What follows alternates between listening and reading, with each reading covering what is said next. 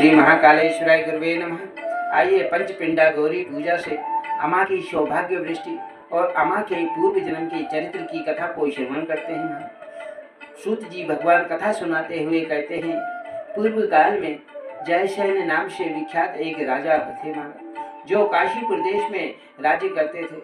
1 सहस्त्र उनकी स्त्रियां थीं। इनके अतिरिक्त उन्हें भद्रराज वृक्षसेन की सुंदरी कन्या अम्मा की पत्नी रूप में प्राप्त हुई थी। अम्मा उन्हें बहुत प्रिय लगती थी। वह प्रातः काल उठकर गंगा जी के शुभ तट पर जाती और वहाँ की भीगी हुई मिट्टी लेकर उसी की पंचपिंडात्मक गौरी मूर्ति बनाकर 5 मंत्रों से पूजा करती थी। प्रतिदिन इसी प्रकार विधिवत पूजा संपन्न करके वह राजमहल में लौट आती थी और अम्मा जैसी गौरी की पूजा करती थी वैसे ही सौभाग्य वृद्धि होती थी। प्रतिदिन सौभाग्य की वृद्धि होती हुई देखकर उसकी सौतनों को बड़ा ही दुख होता था। वे कहती थी कि इसके पूर्व जन्म में पुण्य किए हैं, उन्हीं का यह फल मिलता है। दुख में पड़ी हुई उसकी सौतनों का बहुत समय व्यतीत हो गया। एक दिन सब सौतनें आपस में सलाह करके गंगा तट पर उनके समीप गई, जहाँ वह पंचपिंडा का गौरी की पूजा करती थी। उन सबको वहाँ पर आई हुई देखकर अम्मा गौरी की पूजा छोड़कर उनके पास गई, हाथ जोड़कर बोली, हे महाभाग्यवती देवियों, आपको बारंबार स्वागत है। आज्ञा दीजिए, मैं आप लोगों की क्या सेवा करूं। तब सभी सौतनें बोली, हम सब लोग तुम्हारे सौभाग्य की आग से जली हुई है, इसलिए कौतूहल वंश जिज्ञासा वंश यहाँ पर आए हैं।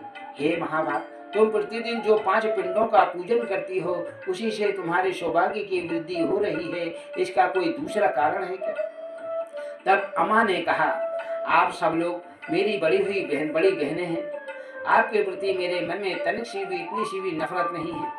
गोपनीय बात यह है, गुप्त बात यह है कि आपके सामने जब मैं बताती हूँ, सुनो।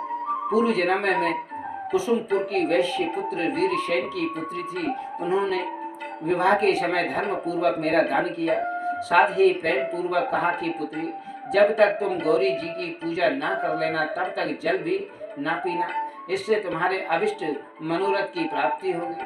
तब मैंने बहुत अच्छा कहकर उनकी आज्ञा स्वीकार की और ससुराल आने पर मैंने गौरी जी की पूजा में तत्पर हो गई। प्रतिदिन पंचपिंडा बनाकर उनकी पूजा किया करती और पिंडों का जल में विसर्जन कर देती थी। कुछ काल के अंत तक मेरे पति वाणिज्य के लिए देशांतर में चले गए। उस समय स्नेह वंश उन्होंने मुझे भी साथ ले लिया। जेठ के सूर्य तप रहे थे, भयंकर गर्मी पड़ रही थी। ऐसे समय में वैश्यों का वहां का समूह निर्जल मरु प्रदेश में जा पहुंचा। वहां पर एक वृक्ष के नीचे सबने विश्राम किया। मैंने देखा सब और जल लहरा रहा है। तब सोचा, पास ही इतना अधिक जल है, स्नान करके गौरी जी की पूजा कर लूं, फिर स्वादिष्ट जल पीऊं। यह विचार कर मैं क्रमशः एक पग आगे बढ़ाती गई। वहां जल कहाँ, मृत तृष्णा थी क्या? जल नहीं था, वह बहन था। जितनी ही दूर जाती उतनी ही वह दूर होता जाता था।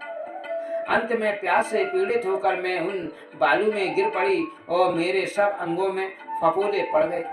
इस समय महाभारत का एक प्रसंग मुझे याद आ गया। हे मुनिवर, हे त्रितने जैसा पूजन की थी, उसी प्रकार मैं भी क्यों ना गौरी की पूजा करूं। ऐसा सोचकर बालू की 5 मुट्ठी लेकर मैंने 5 मंत्रों से देवी का पूजन किया। उसके बाद मेरी मृत्यु हो गई। उसी पुण्य के प्रभाव से मैं दशरथ देश के राजा के घर उत्पन्न हुई। इस जन्म में मैं पूर्व जन्म की स्मृति मुझे याददाश्त बनी हुई है। गौरी देवी के प्रसाद से मैं आप लोगों से गौरी होकर सौभाग्य में बड़ी हूँ। इसीलिए पंक की पंचपिंडा गौरी बनाकर प्रतिदिन पूजा करती हूँ। यह गुप्त रहस्य जो मैंने आप लोगों को बतलाया है, यह परम सत्य है। इसके प्रभाव से गौरी देवी मेरा अभिष्ट सिद्ध करती है। यह सुनकर सब सौतने ने हाथ जोड़कर विनय पूर्वक प्रणाम करके कहा, हे बहन, हम पर भी कृपा करो और उन 5 मंत्रों को हमें भी बतलाओ, जिससे परमेश्वरी गौरी प्रसन्न होती है। अम्मा बोली, मैं सब बतलाती हूँ, सुनिए। और सुनकर उसी के अनुसार आप लोग भी कीजिए। उससे ऐसा कहने पर सब सौतने मन, वाणी और क्रिया के द्वारा ध्यान पूर्वक उसकी शिष्या हो गई। तब उनने उन 5 मंत्रों का उपदेश दिया। कौन कौन से मंत्र हैं, ध्यान से सुनिए आप लोग भी। पहला मंत्र था नमः पृथ्वे क्षणित्यसि। दूसरा मंत्र था नमो अपोमय शुभे। तीसरा मंत्र था तेजस्वनी नमस्तुभ्यं। चौथा मंत्र था नमस्ते वायुरूपिणी। और पांचवा मंत्र था आकाश रूप संपन्ने पंच रूपे नमो नमः। ये 5 मंत्र थे। मंत्र का अर्थ इस प्रकार है। पहले मंत्र का क्षमा की यदीश्वरी देवी, पृथ्वी रूप में आपको नमस्कार है। दूसरे मंत्र का अर्थ यह था आप ही जल रूपा है, आपको नमस्कार है।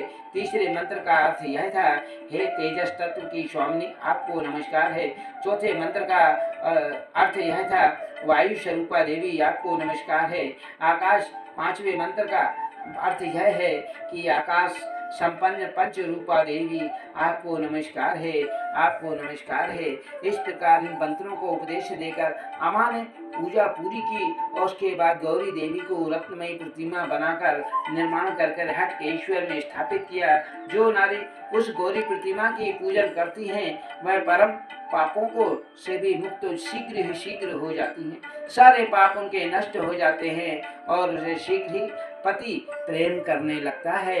जो पति पत्नी की तरफ देखता भी नहीं वह अपनी पत्नी को प्रेम करने लगता है। बोलिए माँ गौरी माता की जय। ऐसी सुंदर कथा को जानने के लिए इस चैनल को लाइक सब्सक्राइब अवश्य करें। आप भी पुण्य के भागी बनिए।